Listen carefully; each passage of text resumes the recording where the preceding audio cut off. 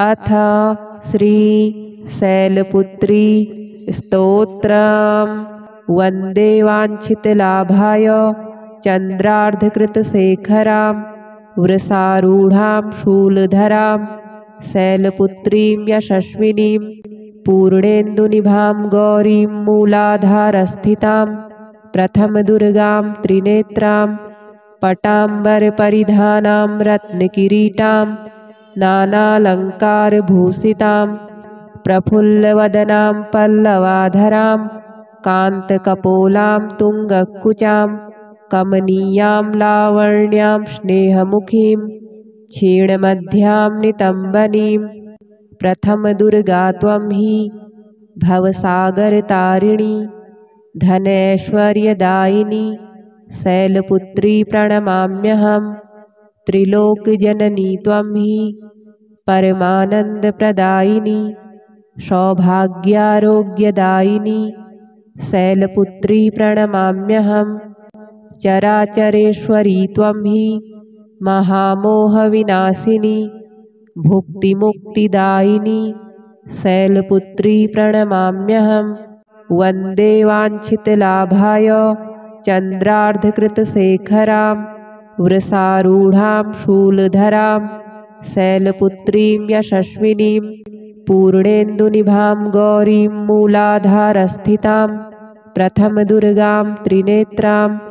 पटाम्बरपरिधानां रत्नकिरीटां नानालङ्कारभूषितां प्रफुल्लवदनां पल्लवाधरां कान्तकपोलां तुङ्गकुचां कमनीयां लावण्यां स्नेहमुखीं क्षीणमध्यां नितम्बनीं प्रथमदुर्गा त्वं हि भवसागरतारिणी धनैश्वर्यदायिनी शैलपुत्री प्रणमाम्यहम्। त्रिलोकजननी त्वं हि परमानन्दप्रदायिनी सौभाग्यारोग्यदायिनी शैलपुत्री प्रणमाम्यहम्। चराचरेश्वरी त्वं हि महामोहविनाशिनी भुक्तिमुक्तिदायिनी शैलपुत्री प्रणमाम्यहम्। वन्दे वाञ्छितलाभाय चन्द्रार्धकृतशेखरां वृषारूढां शूलधरां शैलपुत्रीं यशस्विनीं पूर्णेन्दुनिभां गौरीं मूलाधारस्थितां प्रथमदुर्गां त्रिनेत्रां पटाम्बरपरिधानां रत्नकिरीटां नानालङ्कारभूषितां प्रफुल्लवदनां पल्लवाधरां कान्तकपोलां तुङ्गकुचां कमनीयां लावण्यां स्नेहमुखीं क्षीणमध्यां नितम्बनीं प्रथमदुर्गा त्वं हि भवसागरतारिणी धनैश्वर्यदायिनी शैलपुत्री प्रणमाम्यहम्। त्रिलोकजननी त्वं हि परमानन्दप्रदायिनी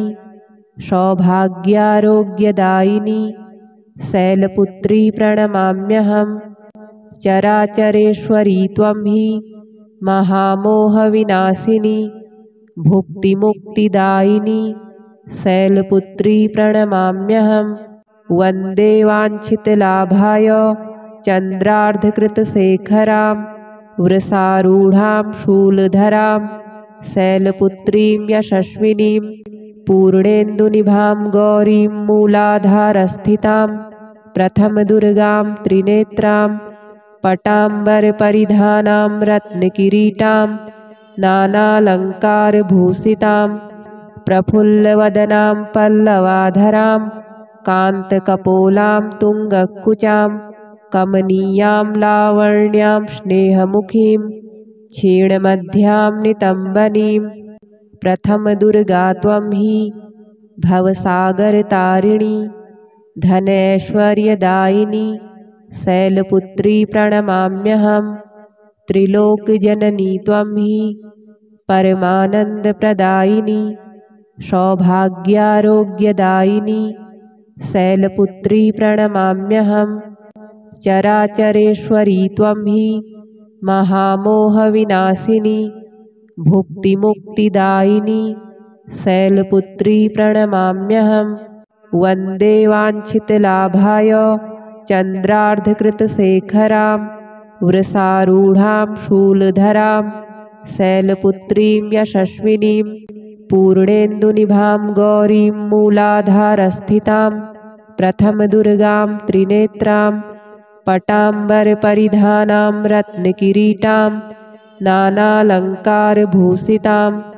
प्रफुल्लवदनां पल्लवाधरां कान्तकपोलां तुङ्गकुचां कमनीयां लावण्यां स्नेहमुखीं क्षीणमध्यां नितम्बनीं प्रथमदुर्गा त्वं हि भवसागरतारिणी धनैश्वर्यदायिनी शैलपुत्री प्रणमाम्यहम्। त्रिलोकजननी त्वं हि परमानन्दप्रदायिनी सौभाग्यारोग्यदायिनी शैलपुत्री प्रणमाम्यहम्। चराचरेश्वरी त्वं हि महामोहविनाशिनी भुक्तिमुक्तिदायिनी शैलपुत्री प्रणमाम्यहम्। वन्दे वाञ्छितलाभाय चन्द्रार्धकृतशेखरां वृषारूढां शूलधरां शैलपुत्रीं यशस्विनीं पूर्णेन्दुनिभां गौरीं मूलाधारस्थितां प्रथमदुर्गां त्रिनेत्रां पटाम्बरपरिधानां रत्नकिरीटां नानालङ्कारभूषितां प्रफुल्लवदनां पल्लवाधरां कान्तकपोलां तुङ्गकुचां कमनीयां लावण्यां स्नेहमुखीं क्षीणमध्यां नितम्बनीं प्रथमदुर्गा त्वं हि भवसागरतारिणी धनैश्वर्यदायिनी शैलपुत्री प्रणमाम्यहम्। त्रिलोकजननी त्वं हि परमानन्दप्रदायिनी सौभाग्यारोग्यदायिनी शैलपुत्री प्रणमाम्यहम्। चराचरेश्वरी त्वं हि महामोहविनाशिनी भुक्तिमुक्तिदायिनी शैलपुत्री प्रणमाम्यहम्। वन्दे वाञ्छितलाभाय चन्द्रार्धकृतशेखरां वृषारूढां शूलधरां शैलपुत्रीं यशस्विनीं पूर्णेन्दुनिभां गौरीं मूलाधारस्थितां प्रथमदुर्गां त्रिनेत्रां पटाम्बरपरिधानां रत्नकिरीटां नानालङ्कारभूषितां प्रफुल्लवदनां पल्लवाधरां कान्तकपोलां तुङ्गकुचां कमनीयां लावण्यां स्नेहमुखीं क्षीणमध्यां नितम्बनीं प्रथमदुर्गा त्वं हि भवसागरतारिणी धनैश्वर्यदायिनी शैलपुत्री प्रणमाम्यहम्। त्रिलोकजननी त्वं हि परमानन्दप्रदायिनी सौभाग्यारोग्यदायिनी शैलपुत्री प्रणमाम्यहम्। चराचरेश्वरी त्वं हि महामोहविनाशिनी भुक्तिमुक्तिदायिनी शैलपुत्री प्रणमाम्यहम्। वन्दे वाञ्छितलाभाय चन्द्रार्धकृतशेखरां वृषारूढां शूलधरां शैलपुत्रीं यशस्विनीं पूर्णेन्दुनिभां गौरीं मूलाधारस्थितां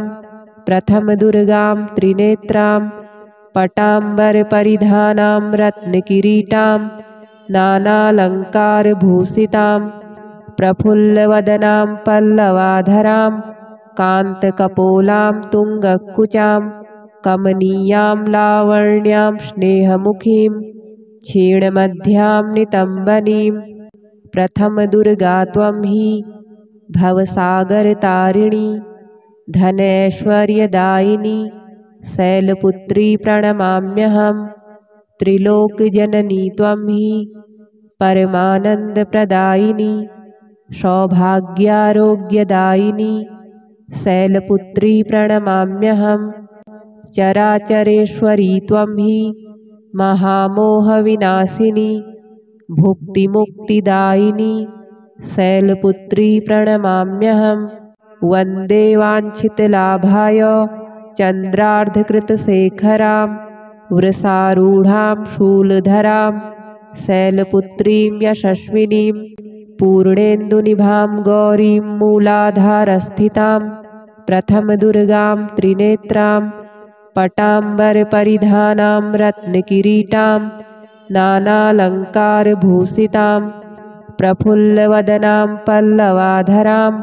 कान्तकपोलां तुङ्गकुचां कमनीयां लावण्यां स्नेहमुखीं क्षीणमध्यां नितम्बनीं प्रथमदुर्गा त्वं हि भवसागरतारिणी धनैश्वर्यदायिनी शैलपुत्री प्रणमाम्यहं त्रिलोकजननी त्वं हि परमानन्दप्रदायिनी सौभाग्यारोग्यदायिनी शैलपुत्री प्रणमाम्यहं चराचरेश्वरी त्वं हि महामोहविनाशिनी भुक्तिमुक्तिदायिनी शैलपुत्री प्रणमाम्यहं वन्दे वाञ्छितलाभाय चन्द्रार्धकृतशेखरां वृषारूढां शूलधरां शैलपुत्रीं यशस्विनीं पूर्णेन्दुनिभां गौरीं मूलाधारस्थितां प्रथमदुर्गां त्रिनेत्रां पटाम्बरपरिधानां रत्नकिरीटां नानालङ्कारभूषितां प्रफुल्लवदनां पल्लवाधरां कान्तकपोलां तुङ्गकुचां कमनीयां लावण्यां स्नेहमुखीं क्षीणमध्यां नितम्बनीं प्रथमदुर्गा त्वं हि भवसागरतारिणी धनैश्वर्यदायिनी शैलपुत्री प्रणमाम्यहं त्रिलोकजननी त्वं हि परमानन्दप्रदायिनी सौभाग्यारोग्यदायिनी शैलपुत्री प्रणमाम्यहं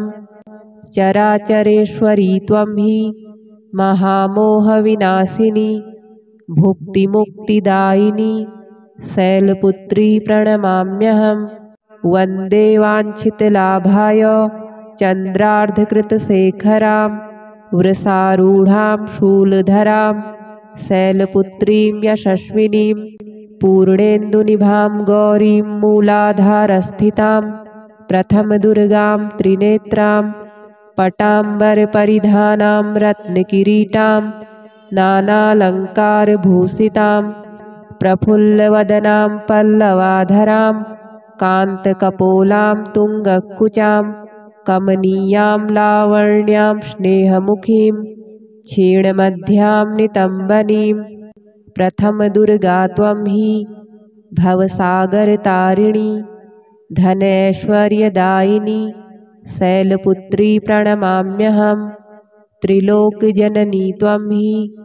परमानन्दप्रदायिनी सौभाग्यारोग्यदायिनी शैलपुत्री प्रणमाम्यहं चराचरेश्वरी त्वं हि महामोहविनाशिनी भुक्तिमुक्तिदायिनी शैलपुत्री प्रणमाम्यहं वन्दे वाञ्छितलाभाय चन्द्रार्धकृतशेखरां वृषारूढां शूलधरां शैलपुत्रीं यशस्विनीं पूर्णेन्दुनिभां गौरीं मूलाधारस्थितां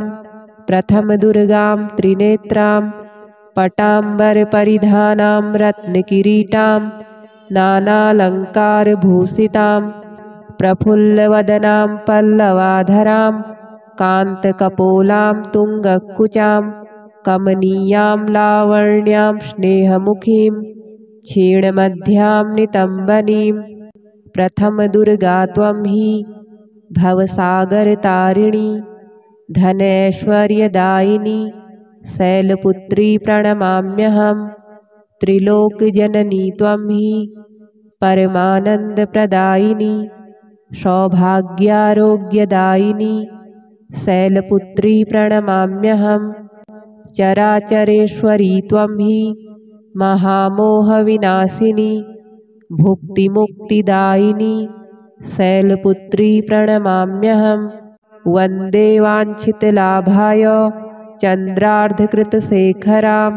वृषारूढां शूलधरां शैलपुत्रीं यशस्विनीं पूर्णेन्दुनिभां गौरीं मूलाधारस्थितां प्रथमदुर्गां त्रिनेत्रां पटाम्बरपरिधानां रत्नकिरीटां नानालङ्कारभूषितां प्रफुल्लवदनां पल्लवाधरां कान्तकपोलां तुङ्गकुचां कमनीयां लावण्यां स्नेहमुखीं क्षीणमध्यां नितम्बनीं प्रथमदुर्गा त्वं हि भवसागरतारिणी धनैश्वर्यदायिनी शैलपुत्री प्रणमाम्यहं त्रिलोकजननी त्वं हि परमानन्दप्रदायिनी सौभाग्यारोग्यदायिनी शैलपुत्री प्रणमाम्यहं चराचरेश्वरी त्वं हि महामोहविनाशिनी भुक्तिमुक्तिदायिनी शैलपुत्री प्रणमाम्यहं वन्दे वाञ्छितलाभाय चन्द्रार्धकृतशेखरां वृषारूढां शूलधरां शैलपुत्रीं यशस्विनीं पूर्णेन्दुनिभां गौरीं मूलाधारस्थितां प्रथमदुर्गां त्रिनेत्रां पटाम्बरपरिधानां रत्नकिरीटां नानालङ्कारभूषितां प्रफुल्लवदनां पल्लवाधरां कान्तकपोलां तुङ्गकुचां कमनीयां लावण्यां स्नेहमुखीं क्षीणमध्यां नितम्बनीं प्रथमदुर्गा त्वं हि भवसागरतारिणी धनैश्वर्यदायिनी शैलपुत्री प्रणमाम्यहं त्रिलोकजननी त्वं हि परमानन्दप्रदायिनी सौभाग्यारोग्यदायिनी शैलपुत्री प्रणमाम्यहं चराचरेश्वरी त्वं हि महामोहविनाशिनी भुक्तिमुक्तिदायिनी शैलपुत्री प्रणमाम्यहं वन्दे वाञ्छितलाभाय चन्द्रार्धकृतशेखरां वृषारूढां शूलधरां शैलपुत्रीं यशस्विनीं पूर्णेन्दुनिभां गौरीं मूलाधारस्थितां प्रथमदुर्गां त्रिनेत्रां पटाम्बरपरिधानां रत्नकिरीटां नानालङ्कारभूषितां प्रफुल्लवदनां पल्लवाधरां कान्तकपोलां तुङ्गकुचां कमनीयां लावण्यां स्नेहमुखीं क्षीणमध्यां नितम्बनीं प्रथमदुर्गा त्वं हि भवसागरतारिणी धनैश्वर्यदायिनी शैलपुत्री प्रणमाम्यहं त्रिलोकजननी त्वं हि परमानन्दप्रदायिनी सौभाग्यारोग्यदायिनी शैलपुत्री प्रणमाम्यहं चराचरेश्वरी त्वं हि महामोहविनाशिनी भुक्तिमुक्तिदायिनी शैलपुत्री प्रणमाम्यहं वन्दे वाञ्छितलाभाय चन्द्रार्धकृतशेखरां वृषारूढां शूलधरां शैलपुत्रीं यशस्विनीं पूर्णेन्दुनिभां गौरीं मूलाधारस्थितां प्रथमदुर्गां त्रिनेत्रां पटाम्बरपरिधानां रत्नकिरीटां नानालङ्कारभूषितां प्रफुल्लवदनां पल्लवाधरां कान्तकपोलां तुङ्गकुचां कमनीयां लावण्यां स्नेहमुखीं क्षीणमध्यां नितम्बनीं प्रथमदुर्गा त्वं हि भवसागरतारिणी धनैश्वर्यदायिनी शैलपुत्री प्रणमाम्यहं त्रिलोकजननी त्वं हि परमानन्दप्रदायिनी सौभाग्यारोग्यदायिनी शैलपुत्री प्रणमाम्यहं चराचरेश्वरी त्वं हि महामोहविनाशिनी भुक्तिमुक्तिदायिनी शैलपुत्री प्रणमाम्यहं वन्दे वाञ्छितलाभाय चन्द्रार्धकृतशेखरां वृषारूढां शूलधरां शैलपुत्रीं यशस्विनीं पूर्णेन्दुनिभां गौरीं मूलाधारस्थितां प्रथमदुर्गां त्रिनेत्रां पटाम्बरपरिधानां रत्नकिरीटां नानालङ्कारभूषितां प्रफुल्लवदनां पल्लवाधरां कान्तकपोलां तुङ्गकुचां कमनीयां लावण्यां स्नेहमुखीं क्षीणमध्यां नितम्बनीं प्रथमदुर्गा त्वं हि भवसागरतारिणी धनैश्वर्यदायिनी शैलपुत्री प्रणमाम्यहं त्रिलोकजननी त्वं हि परमानन्दप्रदायिनी सौभाग्यारोग्यदायिनी शैलपुत्री प्रणमाम्यहं चराचरेश्वरी त्वं हि महामोहविनाशिनी भुक्तिमुक्तिदायिनी शैलपुत्री प्रणमाम्यहं वन्दे वाञ्छितलाभाय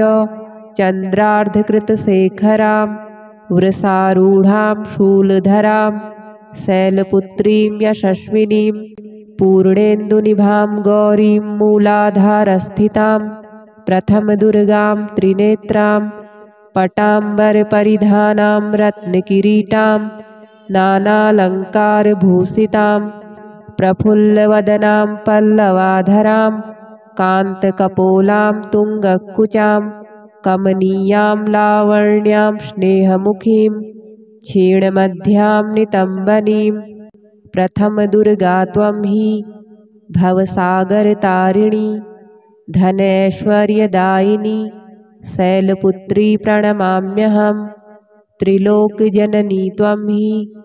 परमानन्दप्रदायिनी सौभाग्यारोग्यदायिनी शैलपुत्री प्रणमाम्यहं चराचरेश्वरी त्वं हि महामोहविनाशिनी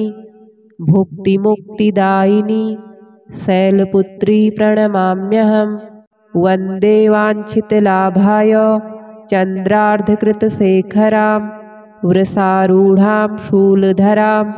शैलपुत्रीं यशस्विनीं पूर्णेन्दुनिभां गौरीं मूलाधारस्थितां प्रथमदुर्गां त्रिनेत्रां पटाम्बरपरिधानां रत्नकिरीटां नानालङ्कारभूषितां प्रफुल्लवदनां पल्लवाधरां कान्तकपोलां तुङ्गकुचां कमनीयां लावण्यां स्नेहमुखीं क्षीणमध्यां नितम्बनीं प्रथमदुर्गा त्वं हि भवसागरतारिणी धनैश्वर्यदायिनी शैलपुत्री प्रणमाम्यहं त्रिलोकजननी त्वं हि परमानन्दप्रदायिनी सौभाग्यारोग्यदायिनी शैलपुत्री प्रणमाम्यहं चराचरेश्वरी त्वं हि महामोहविनाशिनी भुक्तिमुक्तिदायिनी शैलपुत्री प्रणमाम्यहं वन्दे वाञ्छितलाभाय चन्द्रार्धकृतशेखरां वृषारूढां शूलधरां शैलपुत्रीं यशस्विनीं पूर्णेन्दुनिभां गौरीं मूलाधारस्थितां प्रथमदुर्गां त्रिनेत्रां पटाम्बरपरिधानां रत्नकिरीटां नानालङ्कारभूषितां प्रफुल्लवदनां पल्लवाधरां कान्तकपोलां तुङ्गकुचां कमनीयां लावण्यां स्नेहमुखीं क्षीणमध्यां नितम्बनीं प्रथमदुर्गा त्वं हि भवसागरतारिणी धनैश्वर्यदायिनी शैलपुत्री प्रणमाम्यहं त्रिलोकजननी त्वं हि परमानन्दप्रदायिनी सौभाग्यारोग्यदायिनी शैलपुत्री प्रणमाम्यहं चराचरेश्वरी त्वं हि महामोहविनाशिनी भुक्तिमुक्तिदायिनी शैलपुत्री प्रणमाम्यहं वन्दे वाञ्छितलाभाय चन्द्रार्धकृतशेखरां वृषारूढां शूलधरां शैलपुत्रीं यशस्विनीं पूर्णेन्दुनिभां गौरीं मूलाधारस्थितां प्रथमदुर्गां त्रिनेत्रां पटाम्बरपरिधानां रत्नकिरीटां नानालङ्कारभूषितां प्रफुल्लवदनां पल्लवाधरां कान्तकपोलां तुङ्गकुचां कमनीयां लावण्यां स्नेहमुखीं क्षीणमध्यां नितम्बनीं प्रथमदुर्गा त्वं हि भवसागरतारिणी धनैश्वर्यदायिनी शैलपुत्री प्रणमाम्यहं त्रिलोकजननी त्वं हि परमानन्दप्रदायिनी सौभाग्यारोग्यदायिनी शैलपुत्री प्रणमाम्यहं चराचरेश्वरी त्वं हि महामोहविनाशिनी भुक्तिमुक्तिदायिनी शैलपुत्री प्रणमाम्यहम्